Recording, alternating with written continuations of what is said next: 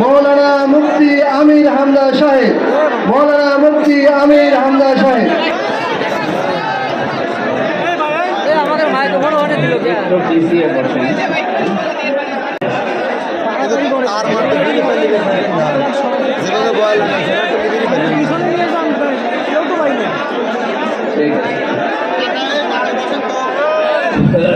কেমন আছেন আপনারা? কানে আওয়াজ লাগবে,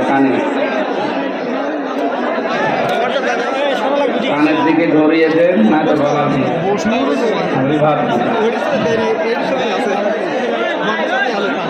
আলহামদুলিল্লাহ আলহামদুলিল্লাহ কাফা ওয়া সালামুন আলা ইবাদিহিল্লাযীনা ইসতাফা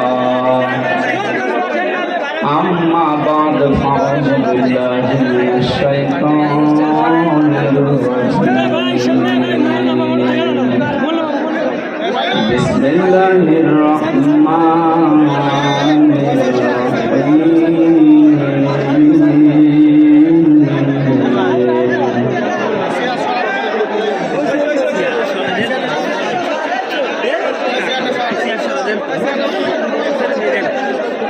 يا أيها الذين آمنوا اركعوا واسجدوا واعبدوا ربكم وافعلوا الخير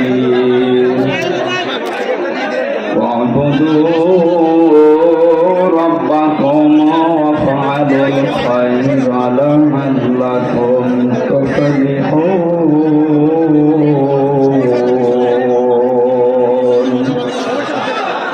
صدقت يا ربنا اللهم صل على سيدنا مولانا محمد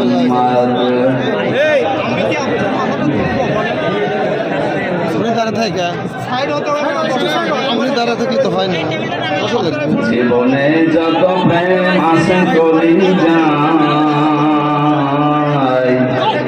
নবীজির তরে সব দিয়ে দেব তাই বিনিময়ে শাফাত যদি তার পাই মুছে যাবে জীবনে যত ব্যথা।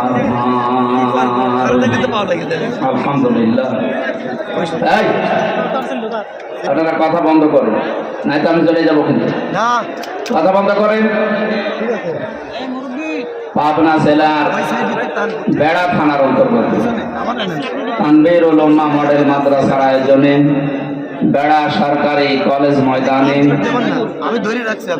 মহাবিশ্বের মহাবিশ্ব আমাদের মালিক আমাদের মনিব মহান রব্বুল ইজ্জাত ওয়াল জালালের মুখের পবিত্র বাণী কোরআনী কারীম তাফসীরুল কোরআন মাহফিলের স্বনামধন্য সভাপতি হাফেজ মাওলানা ওয়াসিম মাহমুদ, পরিচালক অত্র মাদ্রাসা, মাহফিলের প্রধান অতিথি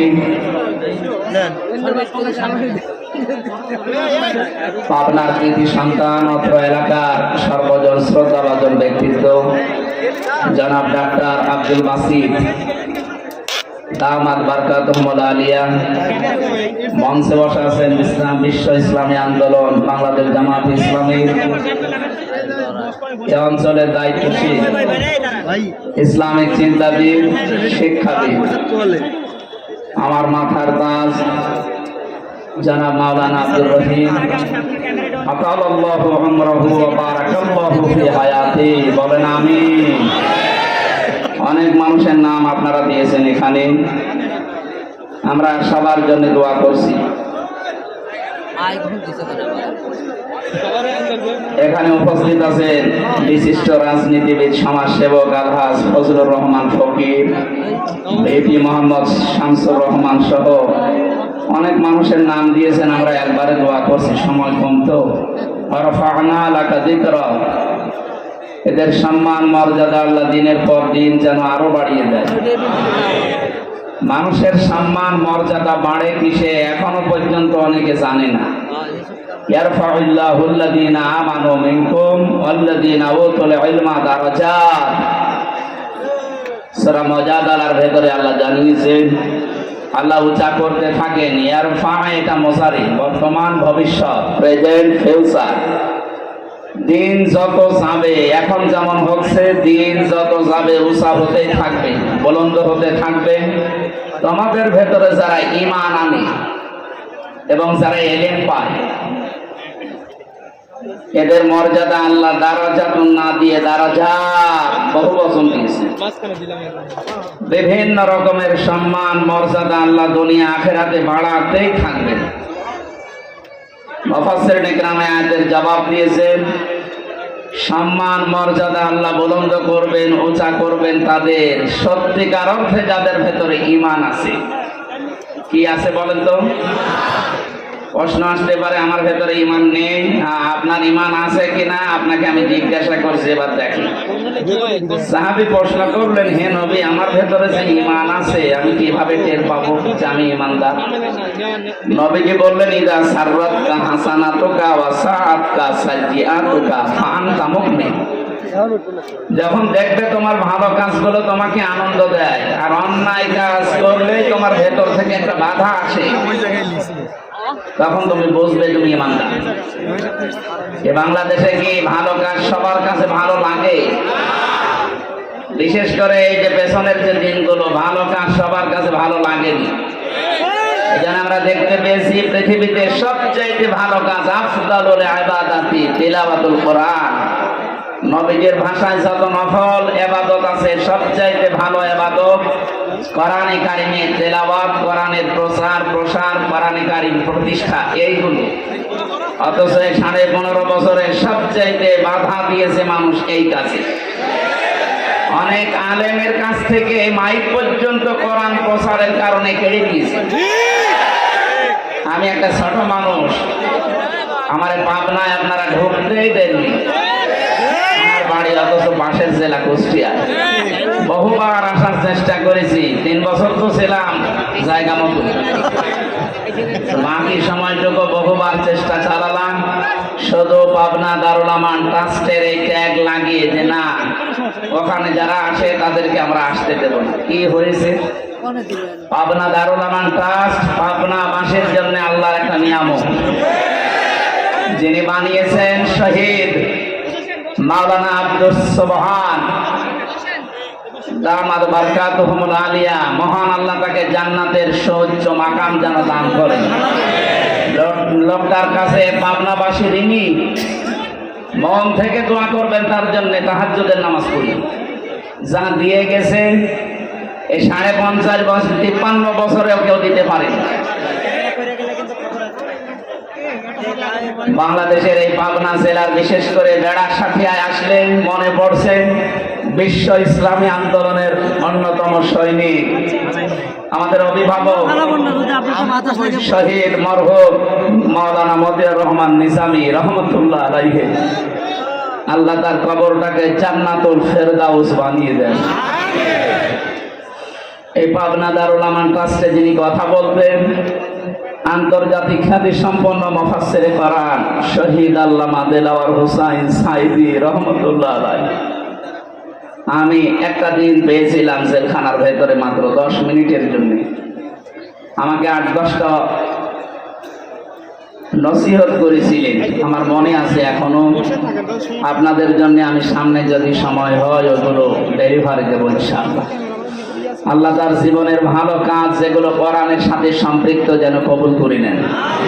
মানুষ হিসাবে মানুষগুলোর জীবনে অন্যায় ছিল, এটা আমরা স্বীকার করি। মানুষ বলতে ভুল আছে, সুতরাং যাদের নাম নিলাম এই মানুষগুলোকে আল্লাহ যেন তার গফফার নামের খাতিরে সত্যি মাফ করে দেয়। বলেন আমিন। এই কি আসছে? আপনার মানুষ তো এরকম না। আরে ভাই, এটা তো রাজশাহী বিভাগ। কালকে ছিলাম লালমনিরহাট মাঠ গ্রামে, ওইটা ছিল রংপুর বিভাগ। ওই বিভাগের মানুষের নামে একটা ঝামেলা আছে, কি বলেন তো? সম্মানিত মা বোনেরা, আমরা মনে হয় কোন জায়গায় আছেন আমি জানি না, যেখানে আছেন আপনাদের জায়গা হচ্ছে না। আপনারা একটু সামনের দিকে যদি জায়গা থাকে, 1 হাত জায়গা থাকলেও, 1 বিঘত জায়গা থাকলেও একটু চেপে বসেন। এটা এখন জান্নাতের বাগান হয়ে গেছে। আপনারা যেখানে আছেন আমরা আছি, যদিও এটা কলেজের ময়দান, কিন্তু এটা এখন জান্নাতের বাগান। নবীজি বলেন, দুনিয়ার এই ময়দানে কেউ যদি কাউকে একটু জায়গা করে দেয় বসা, আল্লাহ নিজে জান্নাতের ভেতরে তার জন্য জায়গা করে দেবে। সুতরাং আপনাদেরকে আমরা আহ্বান জানাচ্ছি, একটু নড়ে চড়ে তাদেরকে একটু বসতে দেন। মঞ্চে বসা ওলামায়ে কেরাম, সামনে বসা মুসলমান ভাইরা, পর্দার আড়ালের সম্মানিতা মা এবং বোনেরা, প্রশাসন দেখলাম এসেছে বহু, প্রশাসনের ভাইরা। এখন আর আপনাদের লাগবে না। আমি গত বছরও মনে হয় জেল থেকে বের হওয়ার পরে পাবনা দারুল আমান ট্রাস্টে অনুষ্ঠান ছিল, আপনারা আমার আসতে দেননি, আর ইশারায় দেননি আমরা জানি। সে মানুষগুলো কই? আজকে আসেন তো, এই যে মাইক ছেড়ে দিলাম, নেন, কেড়ে নিন। আজকে আপনি এমন জায়গায় আছেন জনসম্মুখে আর আসার ক্ষমতা নেই। অথচ ইমান যাদের সত্যিকার অর্থে আছে, এই যে হাদিস বললাম, ভালো কাজ দেখলে যাদের ভালো লাগে, অন্যায় দেখলে যাদের কাছে খারাপ লাগে, এদের ইমান আছে। এই ইমান অনুযায়ী এবং যারা এলেম পায়, এলেম অনুযায়ী যারা কাজ করে। আজকে 4টা কথা আছে আয়াতে সফল হওয়ার জন্য। আমরা এগুলো তাফসীরের সাথে মিলানোর চেষ্টা চালাবো ইনশাআল্লাহ। এটা রাজনৈতিক মঞ্চ নয়, আর আমি রাজনৈতিক ওই রকম ফিগারও না। যারা আছে রাজনৈতিক ওই ময়দানে, তারা ওই ময়দানের কথা বলবে। আমাদের অভিভাবক, আমাদের মাথার তাজ, আমাদের মুরব্বী ডাক্তার শফিকুর রহমান আমিরে জামাত আমাদেরকে আদেশ দিয়েছেন, নির্দেশ দিয়েছেন তাফসীর মাহফিলগুলোতে তাফসীর করার জন্য। রাজনৈতিক কথাবার্তা বলার, প্রচলিত রাজনৈতিক কথা যেটা, এটা বলার দরকার নেই। এখানে কোরআনের হাদিসের কথা বলবেন, এইটাই আমাদের রাজনীতি। এই কথা বুঝতেছেন? সুতরাং আমরা এই ধাঁচে কথা বলতে চাই। আল্লাহ যেন আমাকে ওই তাওফিক ভিক্ষা দেন, বলেন আমিন। 2টা কথা বলেছিলাম, ইমান যারা আনবে এবং ইমানের দাবি অনুযায়ী যারা এলেম অনুযায়ী আমল করবে। আমার প্রথম প্রশ্ন, অনেকেই বলবেন আমার ইমান আছে। হ্যাঁ, ইমান থাকে না কয়েকটা কাজ করলে। আল্লাহ এই পৃথিবীতে বানিয়েছেন এবং আইন চলবে, তার এই ঘোষণা দিয়েছেন। আলা আলাহুল খালক ওয়াল আমরু, এই আয়াত আমি বানালাম, বলেন। সূরা আরাফের ভেতরে আছে, আমি বানিয়েছি, আমার আইন চলবে। সুতরাং আল্লাহর আইন বাদ দিয়ে এই বাংলাদেশে যারা অন্য কারো বানানো আইন প্রতিষ্ঠা করতে চাচ্ছেন, আপনার ঈমান নেই। আপনি যাই বলেন, আপনি নামাজ পড়েন আর রোজা রাখেন আর অন্য যাই কাজ করেন, আমি সংশোধন করলাম, এখন আপনার বিবেকের ব্যাপার। আল্লাহর আইন বাদ দিয়ে পৃথিবীর অন্য কারো আইন যদি এই দেশে কেউ প্রতিষ্ঠা করার জন্য রাজনীতি করেন, আন্দোলন করেন, চেষ্টা করেন, আপনার ঈমান নেই। এটা আমি বানালাম। সূরা বাকারা 2 নম্বর পারা 4 নম্বর পৃষ্ঠা 3 নম্বর লাইনে আয়াতটা আরেক জায়গায় আছে, আন্নাল কুওয়াতা লিল্লাহি জামিআ, সমস্ত ক্ষমতার উৎসকে। কিন্তু বাংলাদেশে বহু রাজনৈতিক দলের গঠনতন্ত্রে লেখা আছে ক্ষমতার উৎস জনগণ। এই আয়াতের সাথে পুরা সাংঘর্ষিক। বাংলাদেশ জামাত ইসলামের গঠনতন্ত্রে এইটা লেখা ছিল না, এই জন্য তাদের নিবন্ধন পর্যন্ত জালেমরা বাতিল করে দিয়েছিল। আপনি কেমন ইমানদার যে আপনার নিবন্ধন বাতিল হয় না, আর এদেরটা বাতিল হয়ে যায় শুধু আল্লাহর উপরে এই কথাটা লেখা থাকার কারণে। যদিও আল্লাহ এখন 5 দিন পরে যারা নিষিদ্ধ করেছিল 5 দিন আগে, 5 দিনের ভেতরে আল্লাহ তাদেরকে নিজের হাতে নিষিদ্ধ করে দিয়েছে। আপনি দেখেন বাস্তবে যাদের নিষিদ্ধ করা হয়েছে ওদেরকে এখন অনেকে বৈধতা দেওয়ার জন্য বিভিন্ন জায়গায় কথা চলছে। এদেশের অন্তর্বর্তীকালীন সরকার যিনি আছেন তিনি বুঝে শুনে তাদেরকে নিষিদ্ধ করেছে। এদের নিষিদ্ধ হওয়ার পেছনে 100 কারণ আমার এই মোবাইলে আছে, 100। ওদেরকে বৈধতা দেওয়ার একটা কারণ আপনার কাছে নেই। যারা জাতি বর্ণ ধর্ম কিচ্ছু দেখে না, মানুষ পেলেই কুপিয়ে মারে। এই যে বিশ্বজিৎকে ও দেখেছিল যে হিন্দু বেটা কিনা, আমার সাথে ওই শাওন ছিল ছেলে। বললাম ভাই আপনি একটা হিন্দুকে ছাড়লেন না?